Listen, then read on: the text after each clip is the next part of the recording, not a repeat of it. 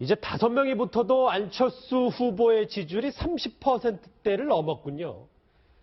5년 전에 100만 배, 1000만 배 세졌다는 안철수 후보입니다. 드디어 어제 국민의당 안철수 후보가 마지막으로 대선행 열차에 탑승을 했습니다. 마지막이긴 하지만 기운은 가장 센 것 같은데요. 안철수 후보의 오늘 모습부터 화면으로 만나보시죠.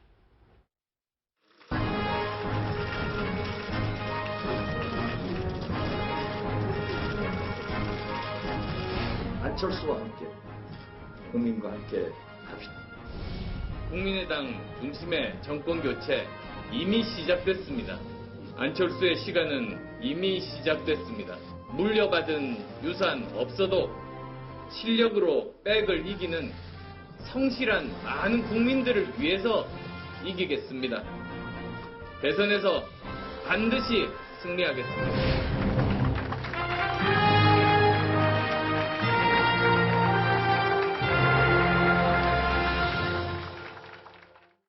네, 저는 이 말이 귀에 들어오는데 물려받은 유산 없어도 뭐 실력으로 백을 이기는 사람이 되겠다. 뭐 이런 취지의 이야기를 했는데 누구를 겨냥했다고 저희가 봐야 될까요? 당연히 이제 문재인 후보를 겨냥했다고 봐야죠.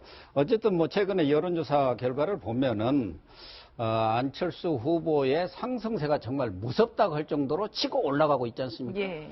지금 뭐 일부 여론조사에는 이미 30%를 넘어섰어요. 지금 얼마 전까지만 해도 10% 안팎에서 겨우 왔다 갔다 했는데 지금 컨벤션 효과를 100% 누리면서 지금 30%선을 넘어섰고 제가 볼 때는 모르겠어요. 뭐 선거반 예측인지는 모르겠지만 15, 16일 후보 등록 이전에 문재인 후보와 박빙에 문재인 후보와 거의 같은 수준의 오자든 양자든 지지율이 올라가지 않겠냐 그런 생각이 들고 지금 뭐 안철수 후보로서는 최근에 이런 여론의 상승세와 함께 어쨌든 전반적인 분위기가 아주 좋아지고 있기 때문에 아주 자신감을 이렇게 피해를 받는 그런 느낌을 확연히 주고 있는데 지금 뭐 이런 프레임을 어쨌든 문재인 후보는 상속자 아니냐. 말하자면 자기는 자수성가형으로 큰 정치인이고. 저기 뭐 시천 말이지만 백이라는 단어가 그렇죠. 그걸 비하한 그러니까 직접적으로 얘기는 안 했지만 노무현 민정수석 비서실장 하면서 그 정치적 유산으로 이렇게 큰 거 아니냐. 그런데 박근혜 전 대통령 이재용 삼성전자 부회장 다 유산으로 컸던 사람들이 능력이 없다 보니까 무능하다 보니까 지금 결과가 어떻게 됐느냐. 결국 지금 문재인 후보에 대해서도 무능한 상속자라는 지금 프레임과 본인은 자수성가한 능력 있는 미래 어떤 지도자라는 그러한 프레임으로 지금 몰고 가면서 현재의 상승세를 지속적으로 지금 추동시키겠다는 그런 의지를 강하게 보여주고 있는 것 같습니다. 아까 저희 오자 대결 때도 30%대가 됐다고 화면 나왔는데 그 다음 그 그래픽 수치도 있잖아요. 이제 저게 뭐냐면 우리 이현정 의원님 한창 그 민주당 쪽에서 양자 대결 저 여론조사 기법 자체가 잘못된 거냐고 했는데 그 이후에 또 다른 이 여론조사 결과 이제 업체에서 또 한 건데 저기도 또 안철수 후보가 이겼단 말이에요. 물론 뭐 저 성사 대결 여부는 아직 잘 알 수 없습니다. 그렇죠. 사실은 이제 양자 대결이라고 하는 것은 어떤 면에서 뭐 진공 상태에서 조사하는 것과 똑같습니다. 왜냐하면 모든 변수들 다 줄이고 이제 두 사람만 했을 경우에 나오는 거에 그만큼 어떤 편차나 이게 크죠. 그렇지만 이제 어떤 면에서 본다면 누구로 어떤 결집을 할 조사 방법을 해도 똑같이 저렇게 지금 나오는 조사 결과 나오고 있거든요. 아마 앞으로도 그렇게 나올 겁니다. 조사 자체는. 그게 왜 그러냐면 결국은 문재인 전 대표가 항상 이야기를 해왔지만 지금 박근혜 전 대통령이 탄핵됨으로 해서 그 전까지만 하더라도 이제 적이 있는 거잖아요. 뭔가 타도해야 될 적이 있으면 그걸 통해서 이제 이 지지자들이 이제 모이게 돼 있습니다. 근데 문제는 지금 탄핵과 구속으로 해서 사실은 이제 상실한 상태예요. 뭔가 타켓이 없어졌어요. 그러면 이제 뭘 보냐면 결국 이제 후보 개개인의 능력과 자질을 보는 것이거든요. 그런 상황이기 때문에 딱 이미 그 대통령 구속과 구속 전과 후는 상황이 많이 달라졌습니다. 자, 그런 상황에서 이제 문재인 전 대표가 그동안 누리고 있던 여러 가지 촛불 민심에 대한 어떤 효과라든지 정권 교체에 대한 일망이나 이런 것들이 어떤 면에서는 좀 희석화되고 오히려 이제는 후보 개인의 어떤 능력과 또 확장성 이런 문제에 이제 집중되다 보니까 결국 이제 안철수 후보가 상당히 지금 상황에서는 확장성 그리고 이제 유연성 이런 문제에서 좀 더 가점을 받고 있는 그런 상황이 아닌가 싶습니다. 너무 뭐 지지를 잘한다고 호평하시는 건 아니죠. 약간 그래서 안철수 후보 어제 수락연설에서 아까 제가 말씀드렸던 100만 배, 1000만 배 이 얘기했습니다. 같이 들어보시죠. 안철수의 시간이 왔습니다. 안철수의 시간이 오니 문재인의 시간이 가고 있습니다. 국민 통합의 시간이 오니 패권의 시간이 가고 있는 겁니다. 지난 2012년 제가 안주하지 못해서 실망하신 국민들 계시다는 거 잘 압니다. 하지만 저 안철수 2012년보다 100만 배, 1000만 배 더 강해졌습니다.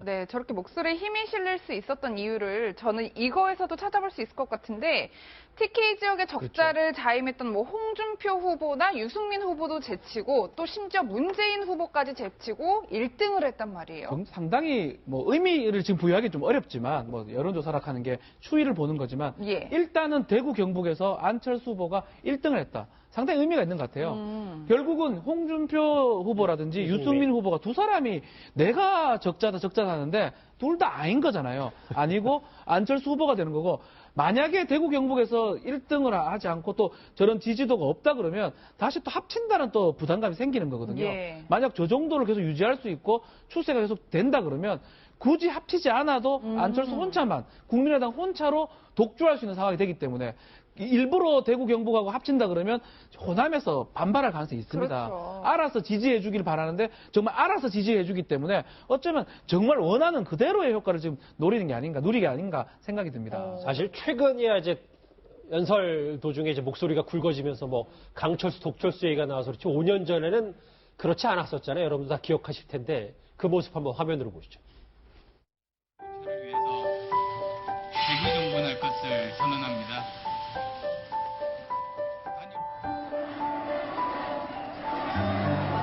감사합니다.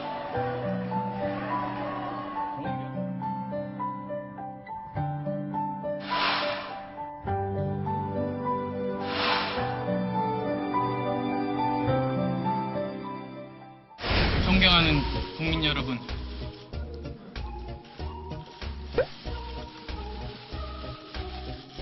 진심으로 존경합니다. 그리고 사랑합니다. 미안합니다. 고맙습니다. 정말 고맙습니다.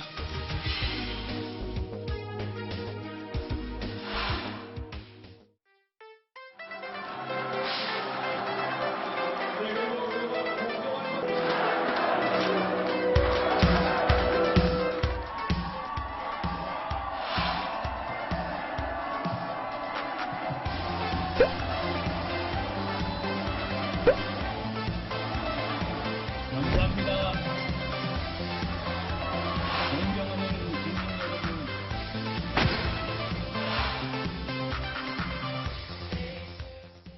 이게 보니까 5년 동안 정치권 들어와서 진짜 고생했던 게 다 생각나나 봐요. 저 화면 보니까 이수희 변호사님. 진짜 자수성가형 정치인이죠. 저 안철수 후보의 경우에. 저는 만감이 교차했을 것 같아요. 5년 전에 그 통 큰 양보를 문재인 당시 후보에게 했는데 되돌아온 거는 배신이었던 거죠. 그래서 결국은 국민의당을 만들어서 나와야 했고 또 국민의당을 그 창당한 후에도 뭐 좀 서름이 있었는데 총선에서 파란을 일으켰고 그 후에도 그냥 총선의 반짝 효과 아니냐라고 했는데 이제 그 본인이 안철수 후보가 예언한 대로 예측한 대로 양강 구도로 가고 있는 거는 이제 본인이 예측과 만들어간 면이 있다는 면에서 뭐 스스로 굉장히 그 감동적이고 뭐 감정도 북받쳐 유권자층이 전략적 투표를 할 수 있도록 꾸준히 따라붙어 주거나 아니면은 그 여론조사에서 뭐 박빙이든 뭐든 좀 따라붙거나 아니면은 더 높은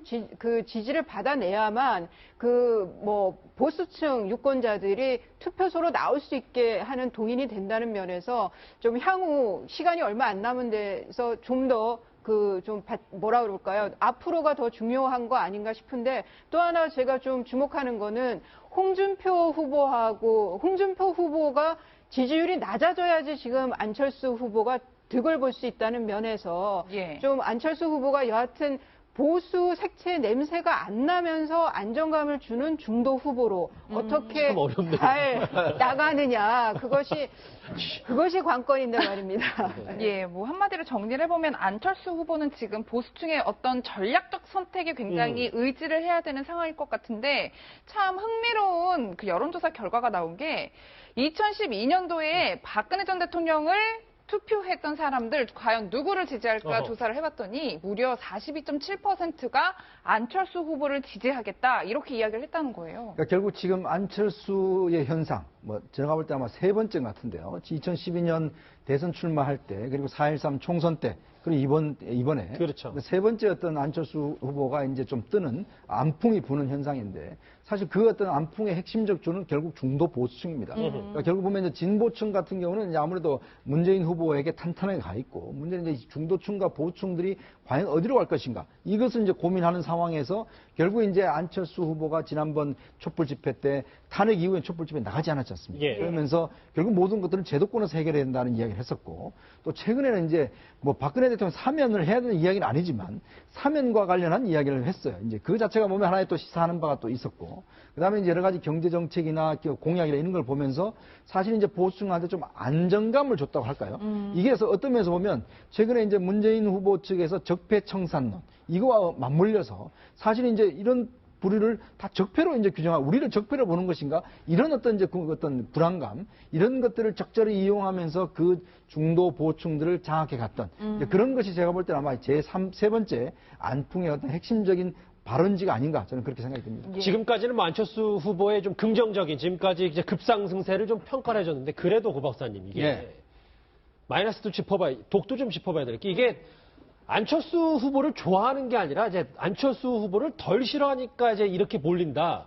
이거는 안철수 후보한테도 좀 문제라기보다는 좀 앞으로에도 좀 걸림돌이 되지 않을까요? 안철수 후보를 좋아하고 뭐 덜 싫어하는 차이가 아니라 문재인 되는 것이 반문 세력들이 지금 전부 그러니까요. 중도 보수에 있는 사람들이 안철수 후보 쪽으로 지금 옮겨 타고 있는 것이죠. 저는 뭐 홍준표 지사라든가 이런 것은 앞으로 대선에서 큰 변수는 되지 않으리라고 봅니다. 본인도 뭐 국민과 연대를 지금 주장했고 정치공학적 연대는 하지 않겠다.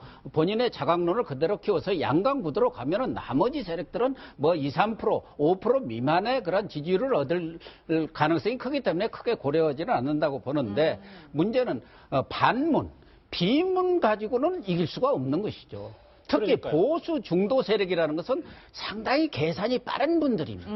그 계산은 뭐냐? 예. 말하자면 나한테 어떤 이익이 될 것인가? 국가한테 어떤 이익이 될 건가? 예를 들면 안보 같은 부분은 어떤 건가? 그러니까 그 부분에 관해서는 이미지 정치, 지금까지는 경선이니까 이미지 정치를 했다면 이제부터는 정책으로 승부를 봐야 한다 이거죠. 아하. 말하자면 보수 중도층 모든 국민들의 안철수 저 양반이 내놓은 공약이 맞네 그대로 가면 되겠네 그런 안정감을 줘야 자기 하는데 게 있어야 되는데. 그렇죠. 자기 콘텐츠 자기 정책을 이제 보여주는 문제가 가장 중요한 것 아니겠나 그런 생각이 듭니다. 아직까지는 뭐 몇 가지 정책 공약을 하기는 했습니다만 잘 몰라요, 교육과 우리가. 예. 교육 문제 외에는 아마 국민들이 이렇게 생각나는 그런 공약이 없을 텐데 이제 본격적으로 선대본부가 뜨고 당 차원에 그리고 본격적인 선거운동에 들어가면은 아마 공약 경쟁으로 들어가지 않겠나 그렇게 보입니다. 그래서 국민들이 앞으로 나라를 끌어갈 능력과 자질을 판단하는 이제는 적폐청산 무슨 대청소 이런 얘기보다는 비리는 이미 박근혜 전 대통령의 그런 그 탄핵으로 또 구속으로 끝났기 때문에 그런 자질과 능력을 보는 쪽으로 가기 때문에 그에 맞춰서 얼마만큼 역량 있는 또 내용 있는 콘텐츠를 내놓냐에 따라서 앞으로의 그런 후보와의 경쟁에서 이기느냐 이 부분이 관건이 될 것 같습니다. 고 박사님 이 얘기는 많이 준비를 하신 것 같은데요. 아니 그냥 그리고 또 한편으로는 아무리 보수 세력이 전략적 선택을 한다 하더라도 사실 선거라는 게 이번 대통령 선거만 있는 것도 아니고 앞으로 그 보수 명맥을 유지하려면 안철수 전 대표를 맹목적으로 지지한다? 좀 부담감이 있을 수도 있을 것 같아요. 그래서 그 지점을 사실은 이제 자유한국당이나 바른정당이 좀 보고 있는 것이죠. 왜냐하면 이제 어차피 이제 보수정당이라는 것이 없어질 수는 없고 그렇죠. 또 보수정당이 어떤 상황에서 가면 또 이제 다시 부상할 수 있는 가능성이 있기 때문에 예. 그래서 이제 후보 단일화가 힘들다는 겁니다. 결국 이제 이번 선거를 놓고만 본다라면 뭐 일단 정권의 어떤 잡는 데 도움을 줘야겠지만 그러나 자유한국당도 결국 이제 내년 6월이면 바로 지방자치단체 선거가 있어요. 그렇죠. 그리고 이제 또 2년 뒤면은 바로 이제 국회의원 선거가 있습니다. 예. 자, 그러면 또 언제 다시 이제 현 정권에 어떤 문제가 생길지 모르거든요. 자, 그러면 자유한국당, 바른정당 입장에서 본다면 단지 지금 선거를 그냥 후퇴하면 그냥 여기서 아무 존재감 없이 없어지는 거예요. 그러니까 결국 장기적으로 본다라면 이 당의 어떤 명맥을 유지하기 위해서는 미래를 좀 봐야 되는 것이죠. 그렇기 때문에 아마 후보 사태가 힘들다라고 이제 지적하는 게 그런데 또 하나의 문제는 그렇습니다. 결국 이제 대선에서 참여하지 못하는 정당, 대선에서 어떤 의미 없는 정당, 이 정당이 과연 그럼 앞으로 어떻게 생존할 수 있을 것인가 이런 현실적인 고민도 있는 거죠. 왜냐하면 웬만큼 그래도 지지도를 받아가 아슬아슬하게 져야 되는데 이걸 뭐 형편없이 져버리면 사실은 그 다음에 부활하기가 그렇게 쉽지가 않습니다. 그래서 그런지 모르겠는데 오늘 홍준표 후보가 안철수 후보에 대해서 이런 얘기를 했습니다. 목소리 들어보시죠. 안철수 후보 대선 나오기 위해서 호남을 근거지로 급조된 당입니다. 안 후보만 하더라도 사드 배치라든지 안철수 생각이라든지 거기에 경제정책도 보면 그거는 좌파입니다. 좌파라도 얼치기 좌파입니다. 제대로 된 좌파가 아니고. 그래서 그런 모호한 스탠스를 가진 사람에게 보수파들이 그거 기댈 수가 없어요. 앞으로 본선이 본격적으로 진행되면 난타전하는 과정에서 자연적으로 부각이 됩니다. 홍준표 후보는 참 여유는 항상 오늘도 그렇고 어떻게 들으셨어요? 저 얘기는? 그러니까 지금 이제 보수 괴멸 이런 얘기까지 나오잖아요. 진짜 보수층의 이제 위기인데 이런 상황에서 홍준표 후보의 그 캐릭터 자체가 지금 아마 본선이 가면은 문재인 후보에 대해서는 노무현 정권 때 실책을 들고 나오면서 아마 문재인 때리기가 될 거고 안철수 후보에 대해서는 얼치기 좌파라는 표현을 했는데 그러니까 보수층에 믿을 만한 후보는 아니다라는 그런 호소랑 어필을 할 걸로 보이는데요.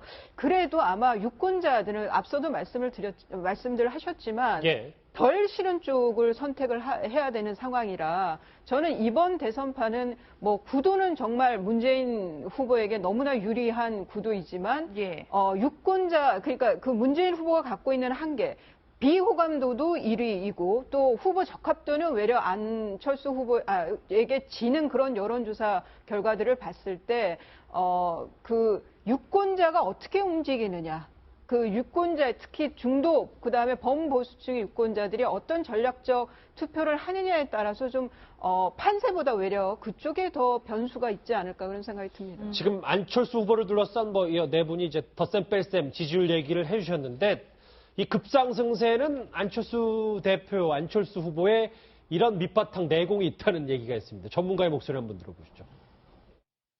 일반 대중을 대하는 부분에 있어서는 상당한 어떤 트레이닝을 대선 그 전국을 앞두고 받으셨을 가능성이 있다고 생각이 돼요. 대중을 대하고 큰 목소리가 나올 때는 안철수라고 생각하지 않으시고요. 네. 아마 본인이 배우라고 상정하시고 계실 가능성도 있어요. 떠렁떠렁하게 울리는 게 잘하는 거였고 그런 모습을 보여야지 카리스마가 있어서 네. 그분들을 끌어들일 수 있거든요. 네네. 그런 부분에 있어서는 지금의 어떤 그 웅변 전략이 네. 탁월한 전략이지요. 안철수 전 대표는 패배와 절망의 쓰라린 고통을 피하기 위해서 간절하고요.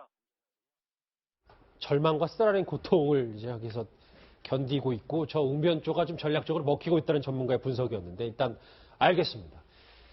안철수 후보 얘기를 해봤다면 이제 안철수 후보의 추격을 당하고 있는 이분 얘기를 해봐야 될 것 같습니다.